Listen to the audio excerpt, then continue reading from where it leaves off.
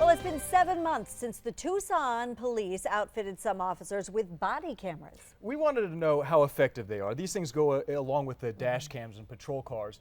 Here's News 4 Tucson's Lupita Murillo with more in this Crime Trackers report. We've seen images across the U.S. of police officers out on the streets doing their job.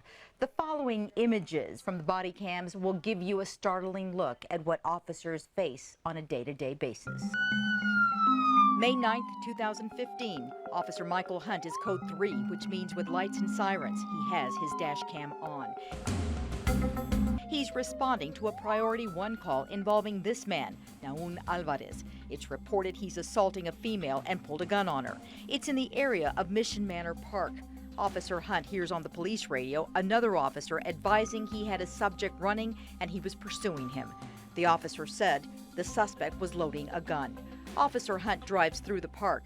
A male subject ran in front of his car, and as he passed in front of the patrol car, he extended his right arm out and pointed a handgun at him. Officer Hunt wrote in his report he thought the suspect was going to shoot him through the front windshield. The officer bailed out of the vehicle and it rolled into a chain link fence.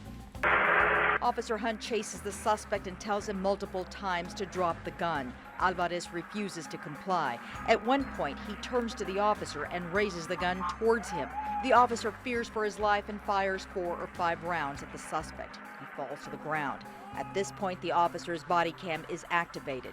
Another officer rushes over to give Alvarez first aid and places him in handcuffs. You can hear Alvarez screaming. Lieutenant Matt Ronstadt says the body-worn cameras have proven to be effective. So far, we've already seen that they have proved to be beneficial in terms of collecting evidence for criminal prosecution. 19-year-old Naun Alvarez remains in the Pima County Jail. He's charged with 1 count of aggravated assault on a peace officer with a deadly weapon, 1 count of aggravated assault with a deadly weapon, and 1 count of being a prohibited possessor.